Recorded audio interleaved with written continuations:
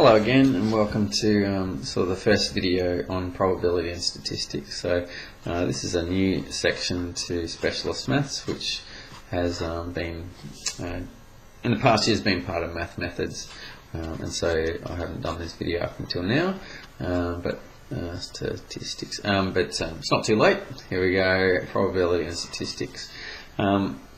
So what we're looking at, I'm not going to cover what was covered in Math Methods in this year's study design, but what we're going to just quickly is that you've got a population, and populations are too big to be able to count all the people inside a population to find out to ask questions about them and to know how old they are and how heavy and that sort of thing.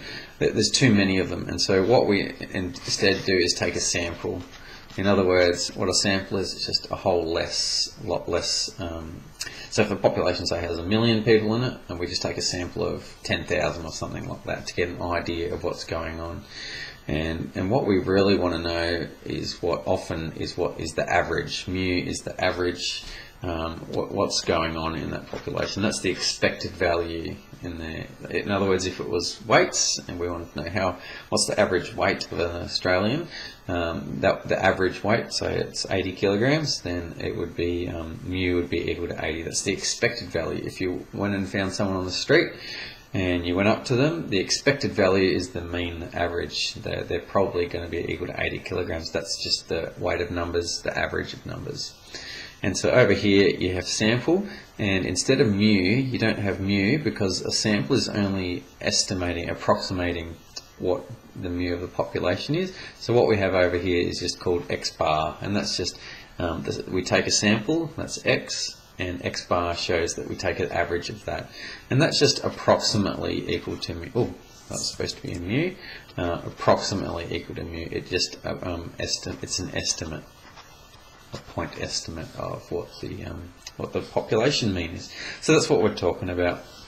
And just remember, the variance is a measure of how different a lot of the values are from the mean. Okay, so just to show you sort of two things. So if it is bell-shaped, it's not all distributions are bell-shaped, but let me do a different type of one.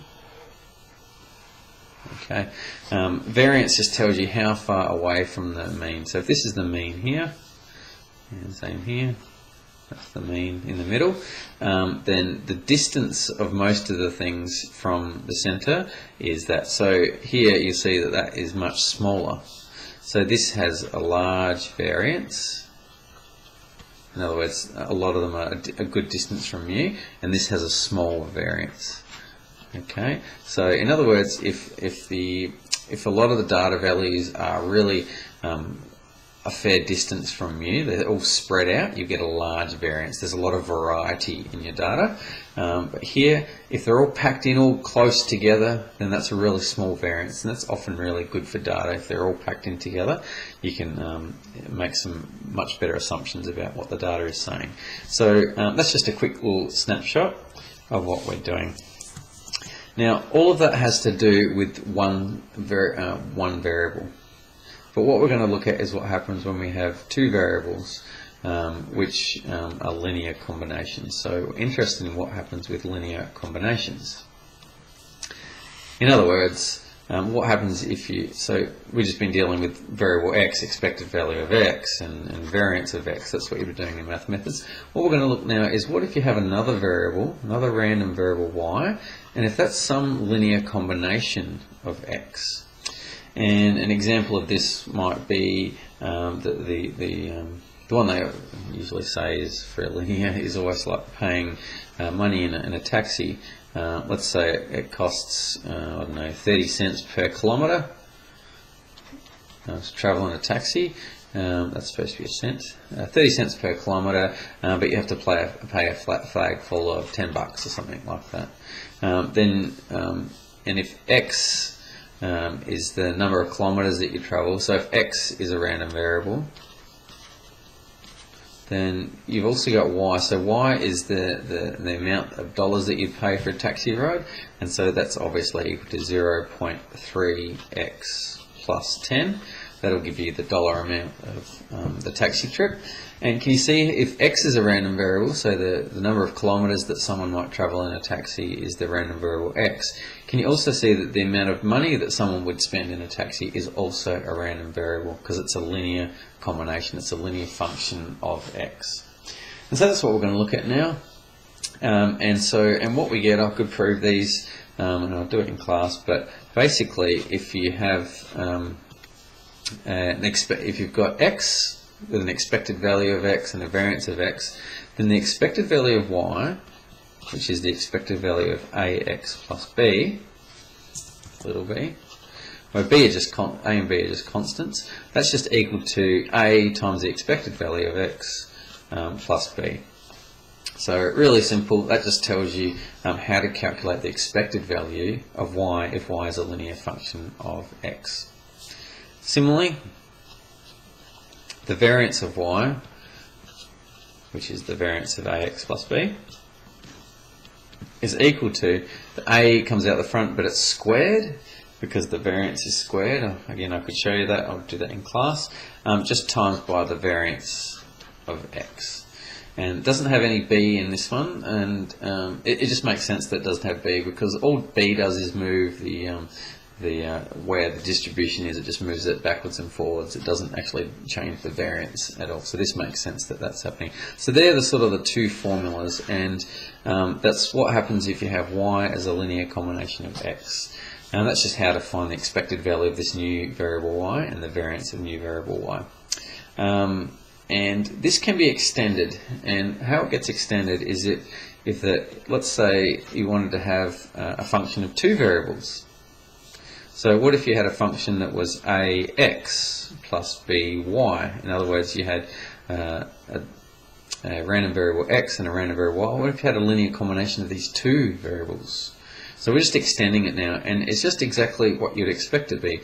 That A constant just comes out the front, so it's A times the expected value of X plus B times the expected value of Y. So this is just an extension of this up here, just bringing the constant out the front.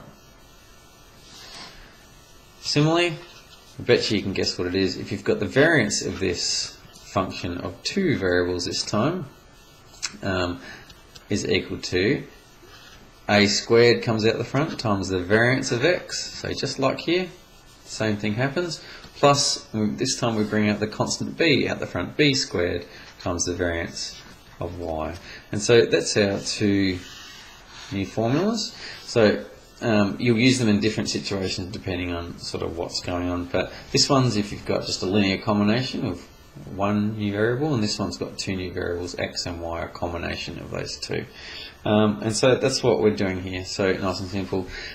Just this one, this is only if X and Y are independent.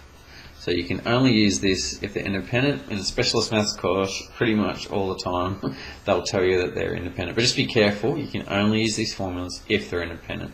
That might come up in a multiple choice question or something like that. Independent means that X and Y don't affect each other. So the result of getting an X has no effect on the result of getting some value of Y. Let's go to an example, I think. Let's look at an example I just thought of just before I made this video. I think it's a good one. Let's say in the Specialist Math Exam 2, so if you know your exams, Exam 2 you have 20 multiple choice questions and you have 5 extended response questions. Okay, so that's the exam. And what happens if you have a particular student, let's say it's Kim. Kim has an expected value of X. Just let me go back. I'll just let's define what X is. So let's say X is the time taken to complete one multiple choice question,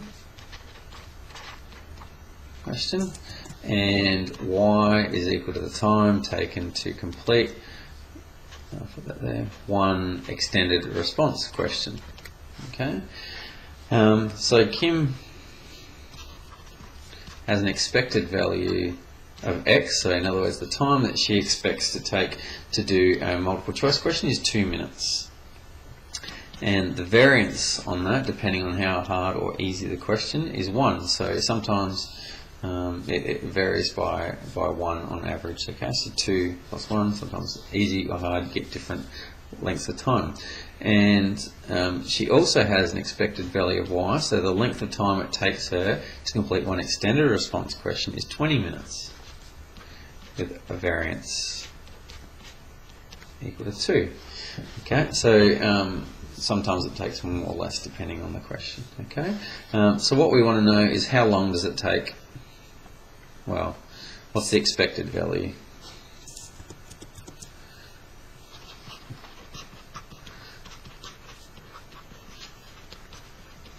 So the expected time taken and the variance for Kim to complete exam 2. So this topic has a lot of writing, don't like it. Time to complete exam 2. Alright, so let's look at it. Just so you know, exam 2 has is 120 minutes. Okay, it's 2 hours.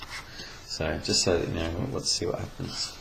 So here we go. We've got the time taken, let's just say Z.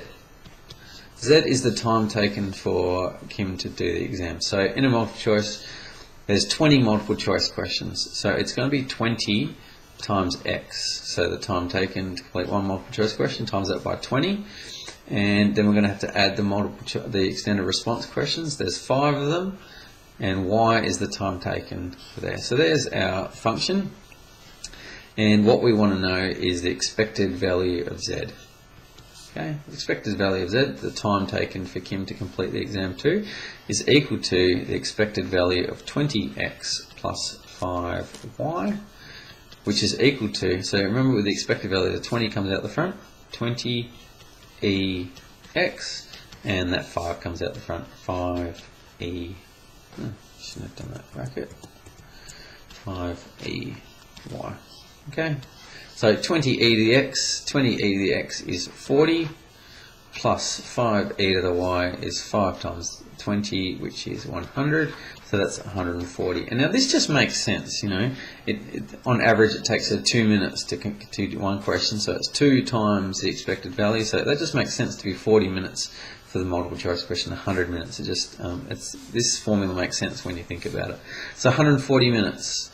So in other words, we expect her to take more than time that she actually has allotted to us, so she's not going to get the exam finished. What's the variance of Z? The variance of Z is equal to the variance 20x plus 5y. And remember, the variance, the 20 comes out the front, so that's 20 squared times the variance of x, plus the 5 comes out the front as squared, 5 squared, variance of y. That's equal to 400 times the variance of x, which is 1, plus 25 times the variance of y, which is 2. So that's equal to 400 plus 50, which is 450 minutes. Oops. Okay, so there's a big variance here. Good, so that's just how we do it. That's how we have linear combinations and how to find expected values and variances. See you in the next video.